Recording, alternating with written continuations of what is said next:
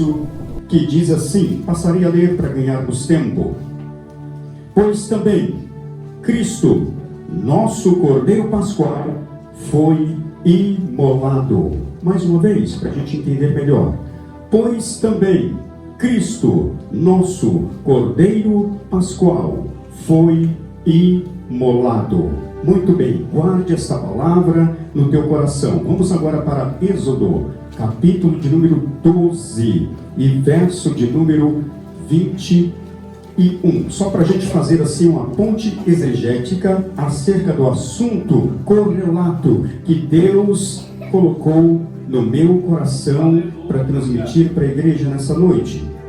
Êxodo capítulo 12, verso de número 21, que diz assim, amados: chamou, pois, Moisés todos os anciãos de Israel, e lhe disse: escolhei e tomai cordeiros, segundo as vossas famílias, e imolai a Páscoa. Tomai cordeiros, segundo a vossa família, e celebrai a Páscoa. Tomai cordeiros, segundo as vossas famílias, e celebrai a Páscoa. E lá no Novo Testamento, Paulo vai fazer menção também, como nós lemos, 1 Coríntios 5:7, a parte B do verso, que Jesus, a nossa Páscoa, foi imolado.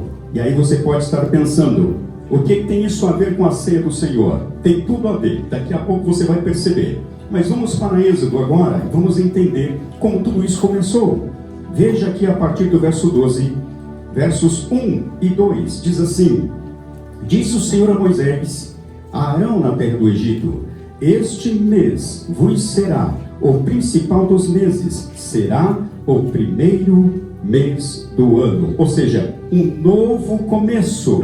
Só para os irmãos entenderem, para nós nos acertarmos no contexto histórico. O povo havia passado 430 anos no Egito, sendo escravos, sendo subjugados por Faraó. O povo não tinha liberdade, e diz a Bíblia que o povo passou a clamar, passou a pedir a misericórdia do Senhor, e diz que Deus, ele ouviu do céu, e ele viu a situação, e desceu para livrá-los. Deus ouviu do céu, Deus viu a situação, e desceu para livrá-los. Aí para nós, galera dos tempos, você conhece a história, estava lá Moisés, lá no deserto de Midian.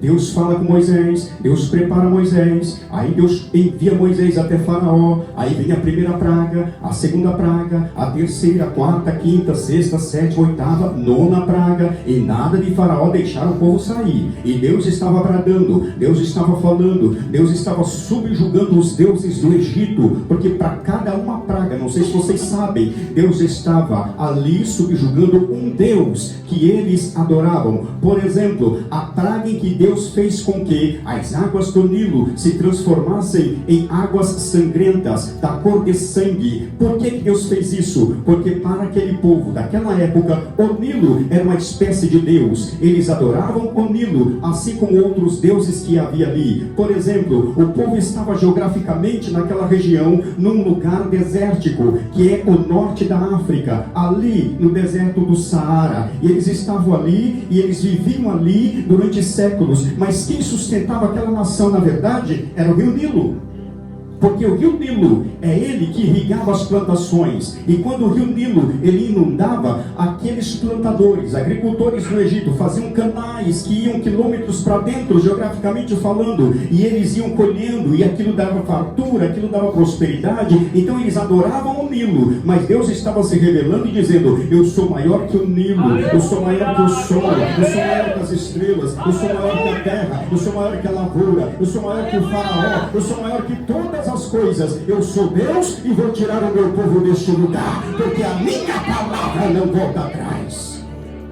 E agora estava na iminência de mandar uma última praga. Deus estava conversando com Moisés e disse: Moisés, dessa vez eu vou fazer cumprir a minha vontade. E você vai fazer o seguinte: olha, dessa vez você vai chamar o povo, chama os anciãos, chama os líderes de cada tribo, de cada família, e diga para eles separarem um cordeiro, porque a partir de hoje a história vai mudar. Vocês vão ser livres para glorificar e exaltar o meu nome. Eu vou manifestar a minha glória nesse território do Egito. Eu vou mostrar para eles quem está no comando, quem está no controle. Talvez você está pensando: ei Senhor, eu estou passando uma luta difícil. Mas saiba de uma coisa: talvez por mais difícil que esteja passando, Deus ainda é soberano, Ele está no comando da tua vida. Deus está no comando. Alguém poderia desistir e pensar: poxa vida, Moisés. Alguém poderia chegar e questionar Moisés: poxa vida, já foram 9 pragas e o Senhor ainda está acreditando nesse Deus? Mas a Bíblia nos ensina a perseverar na palavra do Senhor, porque Deus não é homem para que minta, e nem filho do homem para que se arrependa. Operando Deus, quem impedirá? Nada poderia impedir. Deus estava apenas fazendo um processo. Deus estava apenas mostrando como iria fazer para o nome dele ser mais e mais glorificado. Sabe o que eu aprendo aqui? Deus vai dando corda, vai deixando as coisas acontecerem. E alguém pensa: não vai acontecer nada, nós não vamos conseguir, não vai dar certo esse negócio, está tudo difícil. E Deus está dando corda. Sabe por quê? Porque lá na frente o nome dele será glorificado. Aleluia! E agora nós vemos aqui que ele diz assim: hoje, a partir de hoje, a história vai mudar. Será o primeiro dia e o primeiro ano da existência desta nação. Vai surgir uma nação, Moisés, e esta nação vai sair vitoriosa, e o meu nome será manifesto em todo o território do Egito, e as nações há de saber que há um Deus poderoso no meio deste povo.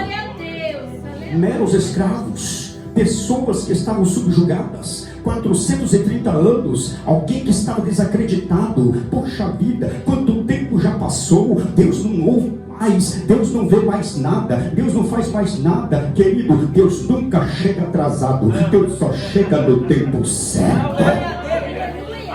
E chegou o tempo de Deus mostrar o seu poder. E aqui no verso de número 3 diz assim: falai a toda a congregação de Israel, dizendo: aos 10 deste mês, cada um tomará para si um cordeiro. Diga comigo: um cordeiro.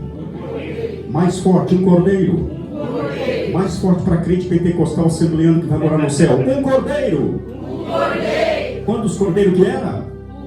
Um para cada família. Cada família tinha que ter cordeiro na casa, porque quando tem cordeiro na casa, tem sangue lá fora. E se tem sangue lá fora, o tentador não entra, o devorador não entra, a fúria não entra, a tristeza não entra. Se tem cordeiro, tem salvação. Se tem cordeiro, tem livramento. Se tem cordeiro, tem festa. Se tem cordeiro, tem perdão. Se tem cordeiro, tem gozo. Se tem cordeiro, tem graça. Se tem cordeiro, tem transformação. Quantos foram transformados pelo sangue do cordeiro ali? Deixa eu ver.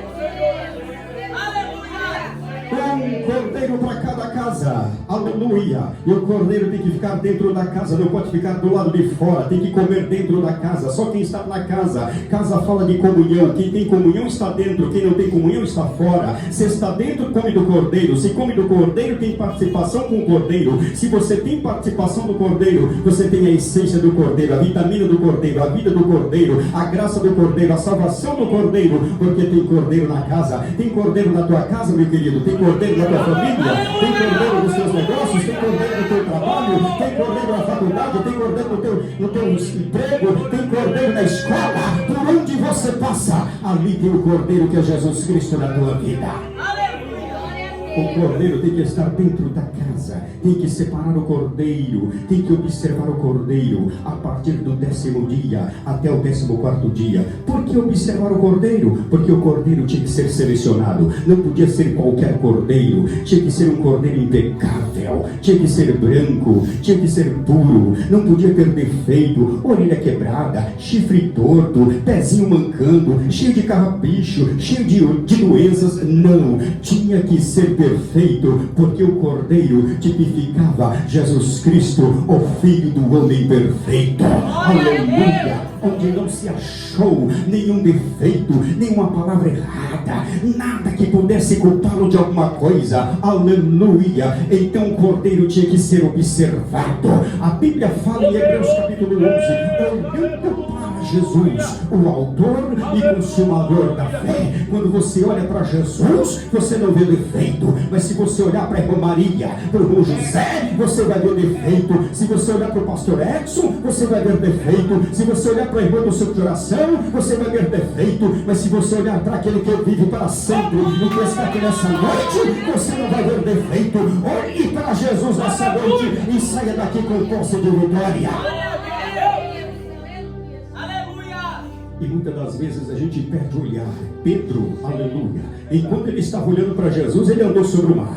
Aleluia. Mar que representa o mundo, as tempestades, os maremotos, os vendavais, as ondas fortes representam as lutas, representam as coisas que acontecem em nossa vida, que nos pega de surpresa. Mas enquanto Pedro estava olhando para Jesus, Jesus disse: vem Pedro, pode vir. E Pedro, ele era aquele crente que tinha fé. Ele disse: se és tu mesmo, Senhor, mande que eu vá contigo também. Eu quero ter essa experiência contigo, eu quero andar sobre o mar também. Se és tu, mande que eu vá contigo. Alguém quer acusar Pedro, mas Pedro, ele tem o seu lado positivo. Pedro tinha coragem. Pedro, ele falava aquilo que ele pensava. Ele não era uma pessoa fingida, mas ele abriu o coração. E o Senhor gosta dessas coisas, quando você é sincero na presença dele e fala: Senhor, eu preciso, eu quero. Pedro também reconhecia que ele não era nada. Senhor, tem misericórdia de mim, se afaste de mim que eu sou pecador. Pedro era assim. E quando ele viu Jesus, todo mundo gritou: é um fantasma, é um fantasma. Aí Pedro já olhou e falou assim: não, peraí. Aí Jesus disse: sou eu, não tem mais, não tem mais, não tem mais, não tem mais. Às vezes você pensa que Jesus vai vir de um jeito, Jesus vem do outro jeito que você nem imagina, porque Deus, ele faz do jeito que ele quer, na hora que ele quer e da forma que ele quer. Ele usa quem ele quer. Quantos estão sentindo a presença dele aqui nessa noite? E Pedro, quando tirou o olhar de Jesus, ele começou a afundar. Aleluia. É por isso que o cordeiro tinha que ser observado. Olhar para Jesus. Verso de número 4, queridos, diz assim: mas se a família for pequena para um cordeiro, então convidará ele o seu vizinho mais próximo. Que coisa linda. O que eu aprendo com isso? Você tem que pegar o cordeiro e você tem que repartir o cordeiro com outras pessoas. É isso? Olha, tem que chamar para dentro da casa. Fala de comunhão. Que coisa. Porque se a vizinha não gostasse do vizinho, ele nunca chamaria ele para esse banquete. Não, aquela vizinha chata lá, não vou chamar não. Ela que fique aí com os egípcios. Eu vou sair daqui, eu vou comer meu cordeiro sozinho. Não, tá errado. Tinha que chamar o vizinho, porque o cordeiro ia sobrar. Se está sobrando, divide com teu irmão também, e o nome do Senhor será glorificado. Mas tem crente que é egoísta, ele quer Jesus só para ele, mas Jesus ensinou diferente. Começa a distribuir, que você vai ver que a bênção vai crescer na tua vida. Sopor sobre as águas, e depois de muitos dias o acharás.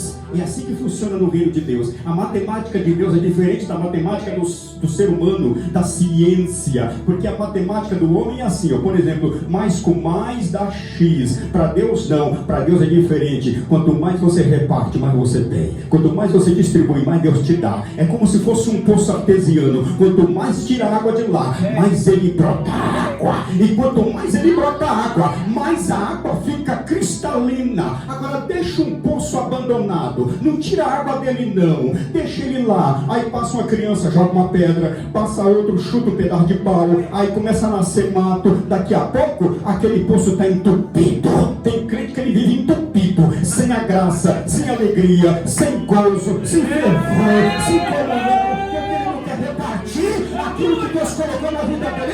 Ei, comece a deixar o Espírito Santo te usar nessa noite, que o Senhor vai achar graça na tua vida e vai usar você mais ainda.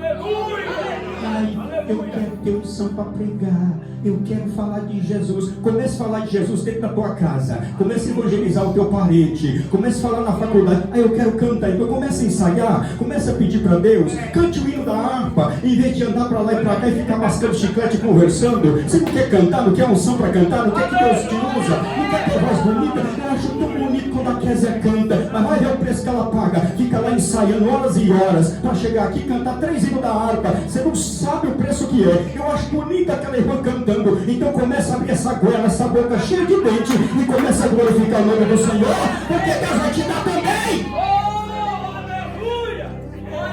Mas a gente crê que cai do céu, tudo fácil, né, Michel? Vai cair do céu, aleluia, não vai cair do céu não. Deus vai usar você, crente. Deus quer levantar você com graça, com poder. Quantos querem ser usados por Deus? Vamos pro cordeiro, olha para mim. Convidará ele o seu vizinho, convide o seu vizinho, diga assim, ó, convide o seu vizinho. Glória a Deus, convidou o vizinho, muito bem, conforme o número de almas, conforme aquilo que cada um pode comer, porque, né, é muito cordeiro, coisa linda. Versículo de número 5, um cordeiro será sem defeito, macho de um ano, podereis tomar um cordeiro ou um cabrito, aleluia, muito bem. Versículo de número 6, e o guardareis até o 14º dia, muito bem, já falei sobre isso. Ele tem que ser observado ali, muito bem, ele tem que ser imolado à tarde. Olha que coisa, Jesus, ele entrou em Jerusalém justamente nesse dia, como está falando aqui, porque isso aqui é uma profecia apontando para Jesus, e Jesus foi imolado à tarde exatamente, porque diz a Bíblia que na hora 9, ou seja, às 3 horas da tarde, Jesus disse assim: Pai, está consumado, e entregou para Deus o seu Espírito. Se cumpriu a palavra. Olha que coisa, versículo número 7, tomará do sangue e o porão em ambas as ombreiras, e navega da porta nas casas em que comer. Preste atenção nisso aqui, ó. Olha o detalhe aqui, ó. Preste atenção. Eu não poderia, por exemplo, se eu estivesse lá, se eu não tivesse cordeiro na minha casa, eu não poderia ir na casa do meu irmão e pedisse para ele assim, ó, por favor, derrama um pouquinho de sangue aí, que eu preciso pintar do lado de fora da minha casa, porque o anjo da morte vai chegar, e eu não quero que ele entre dentro da minha casa. Na minha casa não tem cordeiro, mas você tem cordeiro, você tem sangue aí, dá um pouquinho de sangue para mim também? Não pode, só podia pintar do lado de fora, casa que tem cordeiro, só a casa que tem cordeiro, só a casa que tem cordeiro é que estaria protegido pelo sangue do cordeiro. Quantos estão protegidos pelo sangue de Jesus Cristo? E este sinal, ele fala de 3 coisas importantes. Primeiro, o sinal, ele aponta para Deus. Diga, aponta para Deus. Porque quando Deus olha para baixo, ele vê a igreja do Senhor. E sabe como é que ele distingue nós? Ele não nos distingue pela roupa que a gente usa. Não, isso aqui é apenas um acessório, né? Isso aqui depende da cultura, tá? Depende do capricho de cada pessoa. Cada pessoa tem um jeito de ser. Ele não nos percebe pelo nosso perfume. Ele não nos percebe pelos nossos diplomas. Ele não nos percebe pelos dons naturais ou espiritual. Não, mas ele olha para nós e vê o sinal do sangue de Jesus Cristo em nossas vidas. E ele olha e fala assim, lá vai minha filha, lá vai meu filho, olha lá o sinal do sangue do meu filho, Jesus Cristo na vida dele.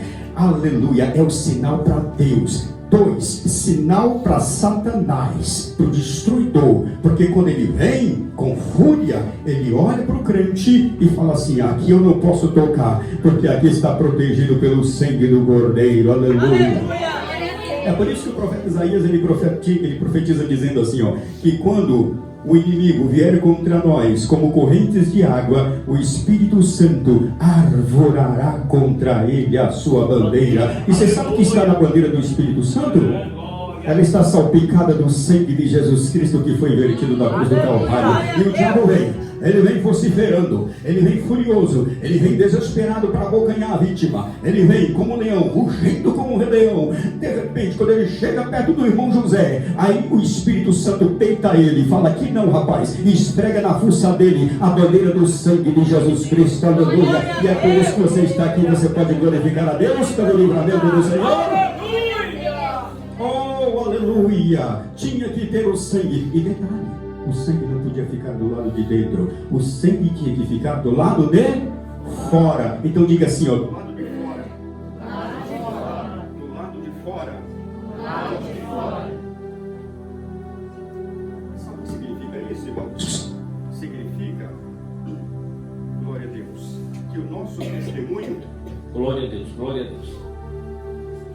glória a Deus, significa que o nosso testemunho de crente, que a presença do sangue do Cordeiro tem que ficar do lado de fora, para que todas as pessoas, porque Deus já viu, Satanás já viu, mas as pessoas precisam ver também este sinal, porque você tem um sinal marcante na sua vida, e este sinal é o sangue do Cordeiro. É por isso que Jesus Cristo, no 1 de Atos, no versículo número 8, ele diz assim, ó: ficai em Jerusalém, até que recebereis a virtude, no original grego neotestamentário, até que recebereis o dínamos, e é daí que vem a palavra dinamite, aquela bomba que explode tudo. Assim é o crente que recebe essa virtude do Espírito Santo, ele vira uma bomba atômica na presença do Senhor. Agora preste atenção onde que eu quero chegar, é o sinal, preste atenção, ele recebeu, né? Aí Jesus fala assim, ó: e ser-me-eis testemunhas, tanto em Jerusalém, como na Samaria, como na Judéia, e até os confins da terra. Testemunha aqui, neste contexto, no original é mártires. Mártir significa você testemunhar até com a própria vida, se for necessário, e as pessoas vão olhar para você. Em outras palavras, você vai ser um embaixador, que vai representar Jesus aqui na terra. Por onde você passar, as pessoas vão olhar e vão dizer: ali está indo um embaixador, ali está indo uma embaixatriz, ali está indo um representante de Jesus Cristo na terra. E como é que eles vão ver? Eles vão ver o sinal de Jesus na sua vida. Quantos têm o sinal de Jesus na sua vida? Quantas vezes as pessoas olham para você e falam assim: poxa vida, eu gosto de conversar com você, porque você transmite paz. Poxa vida, que vizinha maravilhosa que eu tenho. Aquele colega de trabalho, na hora do café, na hora do almoço, eu gosto de conversar com ele, eu gosto de fazer perguntas para ele. Ah, aquele irmãozinho, que ninguém dá nada por ele, mas ele fez uma oração na igreja dele, e a minha vida foi transformada. Eu era triste, eu vivia amargurado, mas quando eu conversava com ele, eu sentia a paz de Jesus na vida dele. É o sinal do sangue e da presença do Espírito Santo no meio da igreja. Tem que ter esse sinal, e este sinal tem que ser do lado de fora. Versículo de número 8: naquela noite comerão a carne assada no fogo, e com pães asmos e ervas amargas a comerão. Ervas amargas e assado no fogo está falando do sofrimento de Jesus. Não comerão do animal nada cru, nem cozido em água, porém assado em fogo. E detalhe, tinha que comer cabeça, perna e frisura. Cabeça, perna e frisura. Não podia deixar nada do cordeiro. Alguém poderia falar: puxa vida, eu vou comer só o filé do cordeiro, eu vou comer só o músculo do cordeiro, a frisura eu vou jogar fora, a cabeça eu vou... Não, tinha que comer tudo. Primeira coisa que eu aprendo: se você é de Jesus, você tem todo Jesus completo na tua vida. Não é só um pouquinho de Jesus. Tem gente que só quer a bênção de Jesus, não quer o sofrimento de Jesus. Mas você sabe o que a Bíblia diz? Aquele que quer vir após mim, negue-se a si mesmo, tome a tua cruz e siga-me. Eu quero a bênção, eu não quero a cruz de Jesus. Eu quero só a vitória de Jesus. Eu não quero as lágrimas de Jesus. Eu quero só o momento de alegria de Jesus. Eu não quero passar pelo Getsemane de Jesus. Não, querido, cruz fala de sofrimento, cruz fala de vergonha, cruz fala de renúncia, cruz fala de solidão, cruz fala de amargura, cruz fala de entrega. Cruz fala, muitas das vezes, de estar sozinho, de ser mal entendido e mal interpretado. Cruz fala de Getsemane, prensa de azeite. Lembra Isaías 53? Quem deu ouvido à nossa pregação? E aqui se manifestou o braço do Senhor, porque foi subindo como o renovo de uma terra seca, mas olhando nós para ele, nenhuma beleza víamos para que o desejássemos. Era desprezado e o mais indigno entre os homens, e como onde que os homens escondiam o rosto, não fizemos dele caso algum. Mas verdadeiramente ele tomou sobre si as nossas dores, e o castigo que nos traz a paz estava sobre ele, e pelas suas pisaduras nós fomos sarados. Jesus foi moído, Jesus foi pisado, Jesus foi pressionado no Getsemane, na prensa de azeite. Ele estava em tamanha agonia, que diz a Bíblia, que o seu suor se transformou em grandes gotas de sangue, para que eu e você estivéssemos hoje aqui adorando e glorificando o seu sacrosanto nome. Mas às vezes não queremos comer de Jesus tudo. queremos escolher as partes que nós mais gostamos, mas você tem que ter todo o Jesus completo. Eles tinham que comer todo o cordeiro, cabeça, fala do comando, fala da mente. A Bíblia fala que devemos ter a mente de Cristo. Tinha que comer a cabeça. A frisura fala de entranhas. Entranhas na Bíblia fala de amor fraternal, fala de comunhão, fala de aconchego, fala de abraço. Tem gente que só quer a vitória, mas não quer abraçar o próximo. Se você não abraça aqui, você não pode abraçar lá em cima. Se você não tem comunhão aqui, você não vai ter comunhão lá em cima. Se você não canta aqui, lá em cima você não vai cantar, porque aqui estamos apenas ensaiando. Lá em cima é só comunhão, é só glória, é só graça, é só virtude, é só presença do Espírito Santo em nossa vida. Aleluia! Glória a Deus. Tinha que comer tudo, tinha que comer cabeça, pernas e frisura. Perna fala de caminhada, fala de vereda, ou seja, posição na presença do Senhor, obediência à sua gloriosa palavra. E para nós encerrarmos, diz aqui, versículo de número 10: nada deixareis dele até pela manhã. O que porém ficar até pela manhã, queimá-lo-eis. Desta maneira o comereis. Verso 11 encerro, diz assim: de que forma que eu tenho que comer? Verso 11, preste atenção aqui, querido. Lombos cingidos, diga lombos cingidos. Lombos cingidos. Mais fortes, lombos cingidos. Lombos cingidos. Ou seja, 600.000 homens, fora crianças e mulheres, e pessoas de 20 anos para baixo. Olha a multidão, tinha que estar com os lombos cingidos. Ou seja, tinha que estar preparado, vestido, pronto para sair, porque naquela madrugada o anjo da morte viria. Ele ia matar todos os primogênitos do Egito. Mas na terra de Gozen, no bairro dos judeus, aleluia, onde havia o sinal do sangue, não haveria morte. E todos naquela meia-noite tinham que estar vestidos. Vestes fala de mudança de vida na presença do Senhor. Vestes fala de santidade na presença do Senhor. E só vai ser arrebatado e tirado desta terra, do Egito que é a terra, porque o Egito aqui representa a terra, e subir para Canaã celestial quem estiver vestido com roupas das bodas do Cordeiro. Quantos já foram vestidos na presença do Senhor? Lombos vestidos, sandália nos pés. Diga sandália nos pés. Tinha que estar preparado. É por isso que Paulo, escrevendo aos Efésios capítulo 6 e verso 11 a seguir, ele dá para nós, ele entra conosco dentro do arsenal de guerra do Senhor e mostra para nós, metaforicamente, claro que é uma metáfora, Deus não usa isso, ele está apenas olhando para o soldado que estava ali na sua casa, porque ele foi preso numa prisão domiciliar. Ele tinha um soldado romano que estava sempre guardando ele. Então o Espírito Santo toca no coração dele: meu filho, pega a sua pena, sim senhor, pega o seu pergaminho, sim senhor, ou papiro, não sei, e começa a escrever uma carta para o meu povo que está na cidade de Éfeso. Mas o que eu vou escrever, Espírito Santo? Olha para o soldado, sim senhor, olhou para o soldado, está vendo a armadura dele? Sim senhor, estou vendo. Comece a falar sobre a minha armadura e mostra para o meu povo que eles precisam ter o sapato, as sandálias, as botas do Evangelho da Paz.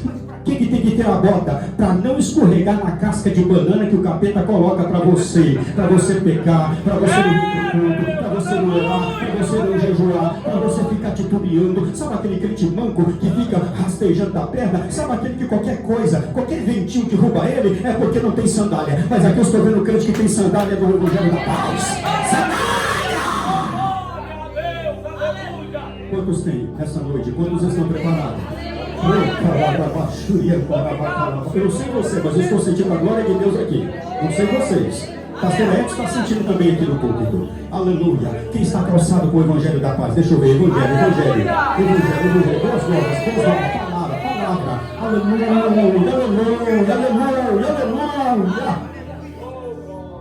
Sandálias dos pés. Agora diga assim, ó, cajado na mão. Tá fraco. Cajado na mão. Cajado, irmão, olha para mim aqui, ó. Direção, comando, autoridade. Eu tenho vergonha de dar parte do Senhor. Você é crente? Não, eu não. Misericórdia, eu vou lá assim, sabe? Ué, mas eu vi você cantando no grupo. Sabe como é que é? A gente canta porque Jesus Você é crente, lavado e remido no sangue do Cordeiro, irmão. Pode dar paz do Senhor, sim. Pode erguer a cabeça, pode andar com a Bíblia. Isso, pode, não tem problema. Ah, vão rir de mim, deixa rir, porque o teu galardão está guardado lá em cima, é grande e glorioso, vale a pena.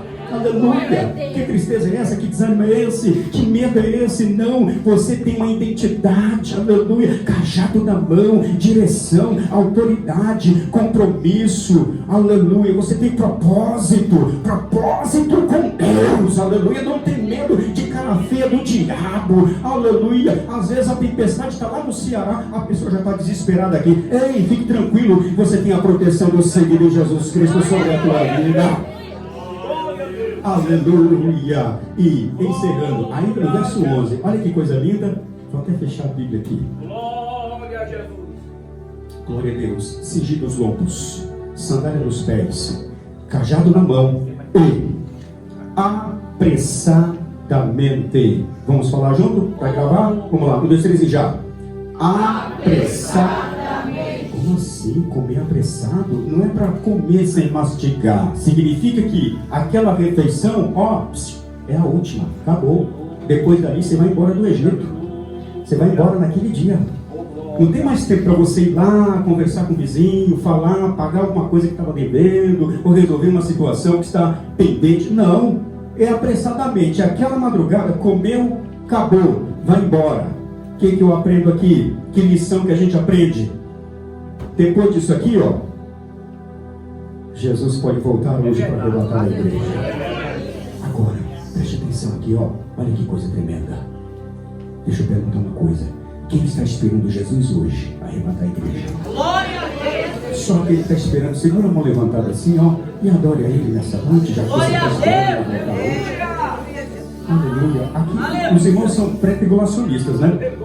Porque tem os mesotribulacionistas que creem que Jesus vai voltar só no meio da grande tribulação. E tem os pós-tribulacionistas que creem que Jesus vai voltar só depois da grande tribulação. Mas nós, assembleanos, somos pré-tribulacionistas. Então significa que Jesus pode voltar agora, antes do segundo acabar, meu querido. Acho que você não entendeu. Aleluia. Significa comer apressadamente, significa você está pronto para subir a qualquer momento. Ou seja, gente, vocês comem apressadamente porque o anjo está chegando. E quando o anjo chegar, vocês vão sair com posse de vitória. Vai sair do Egito e nunca mais serão escravos. Deus abençoe.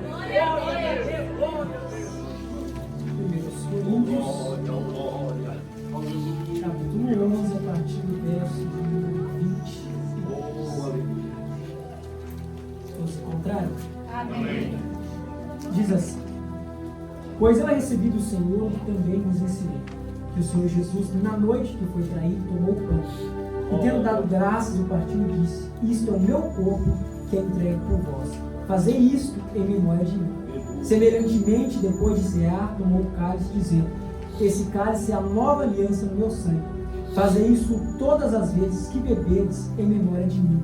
Pois todas as vezes que comeres esse pão e beberes esse cálice, anunciais a morte do Senhor até que ele venha. Portanto, qualquer que comer o pão ou beber o cálice do Senhor indignamente, será culpado do corpo e do sangue do Senhor. Examine-se o homem a si mesmo antes de comer desse pão e beber desse cálice. Pois o que come e bebe indignamente, come e bebe para a sua própria condenação, não discernindo o corpo do Senhor. Por causa disso, há entre vós muitos fracos e doentes, e muitos que dormem. Se porém nós julgássemos a nós mesmos, não seríamos julgados. Quando porém somos julgados, somos disciplinados pelo Senhor, para não sermos condenados com o mundo. Portanto, meus irmãos, quando vos reunis para comer, esperai uns pelos outros. Amém? Glória a Deus. Amém, meus irmãos? Para a glória do teu nome. Amém. Glória a Deus. Irmã Aline, vem adorar o Senhor enquanto os irmãos.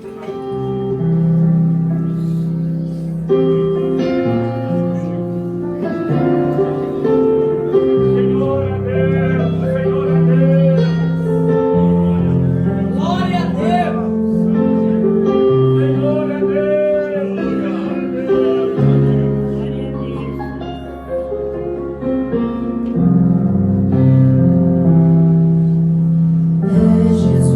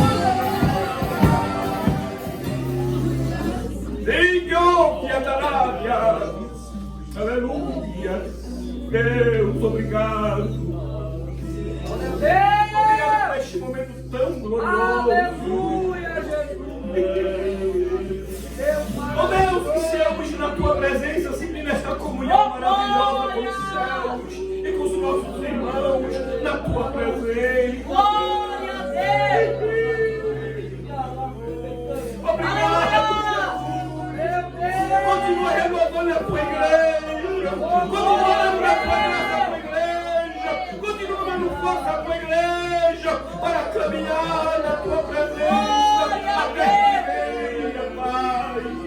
Obrigado, Jesus. Muito obrigado. Continua conosco. Glória a Deus. Amados, Lucas capítulo de número 2, verso de número 21, a seguir diz assim: a circuncisão de Jesus, o verso 21, né?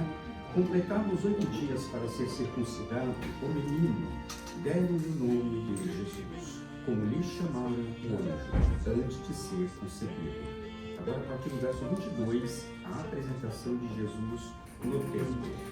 Diz assim a palavra do Senhor: passados os dias da purificação deles, segundo a lei de Moisés, levaram-no a Jerusalém para o apresentarem ao Senhor, conforme que está escrito na lei do Senhor: todo primogênito ao Senhor será consagrado.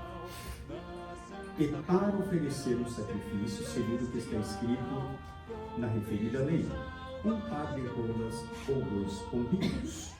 Havia em Jerusalém um homem chamado Simeão, homem este justo e piedoso, que esperava a consolação de Israel, que o Espírito Santo estava sobre ele.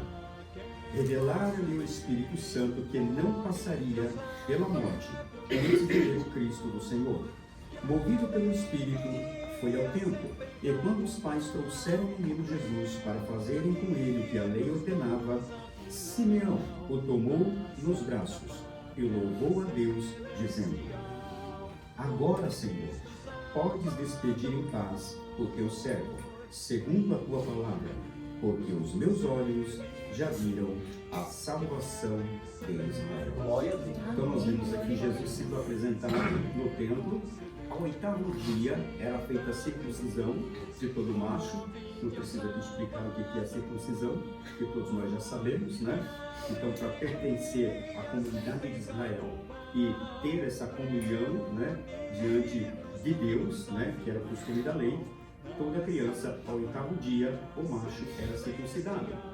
E o primogênito, sendo menino, ele tinha que ser apresentado, o primogênito, ele tinha que ser resgatado.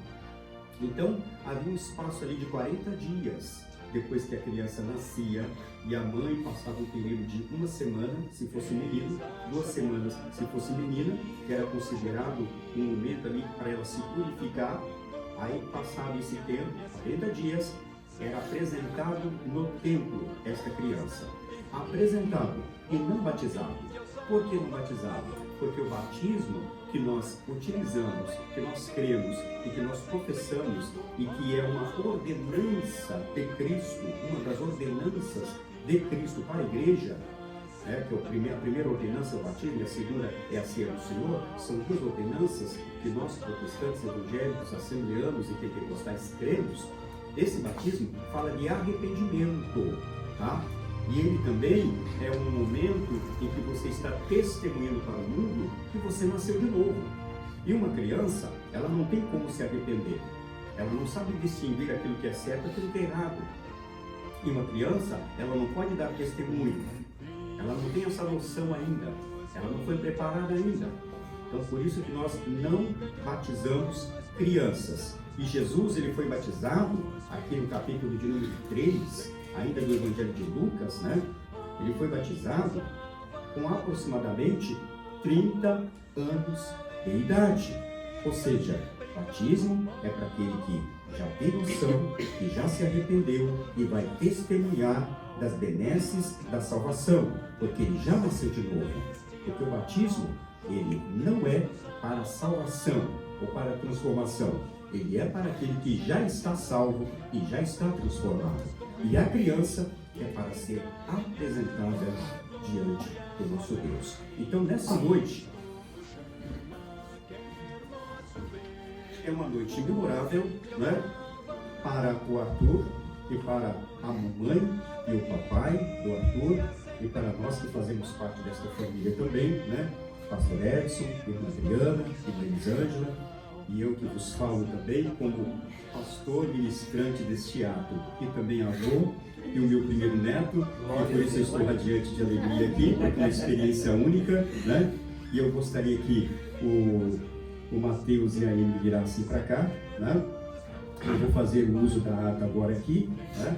Fazer essa leitura e fazer as duas perguntas de praxe, né? Só para ficar registrado, para não quebrar o nosso protocolo. E na sequência estaremos fazendo essa oração, apresentando o Arthur Gabriel, tá bom?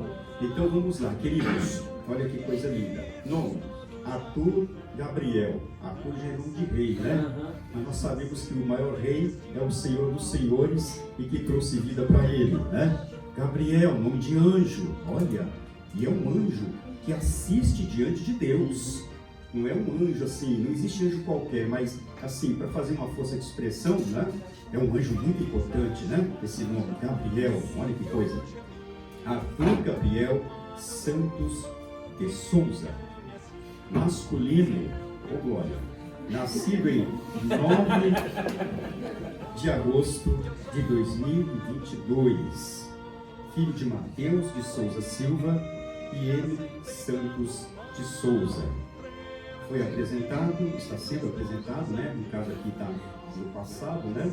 Porque precisa ficar registrado aqui, por isso que ela conjugou o verbo no passado, mas está sendo apresentado hoje oficialmente ao Senhor, conforme o exemplo de nosso Senhor Jesus Cristo, como nós lemos em Lucas capítulo 2, versos 21 a seguir.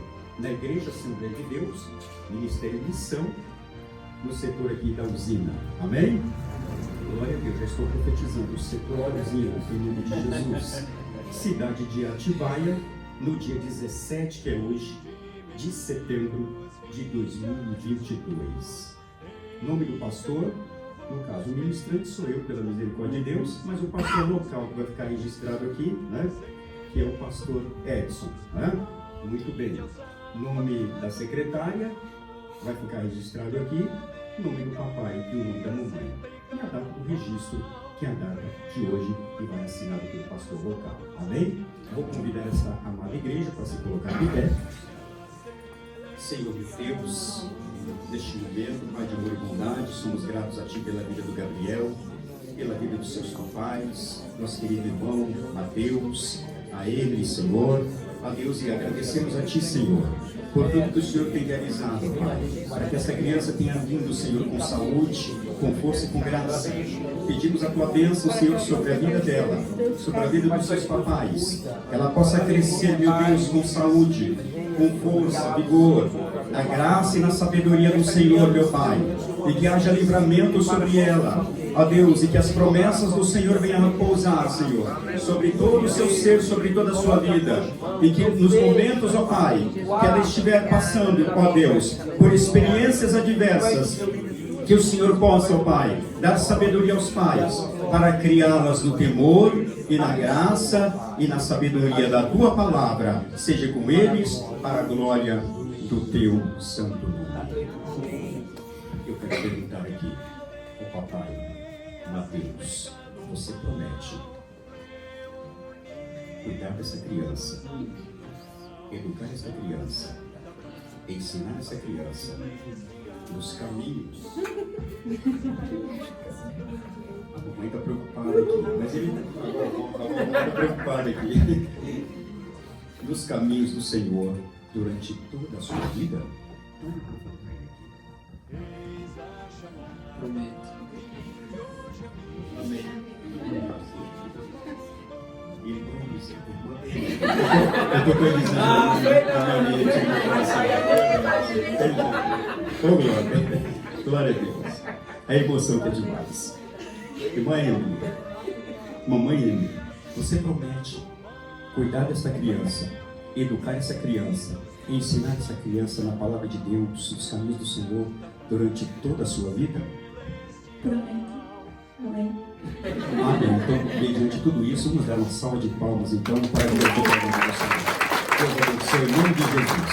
Amém.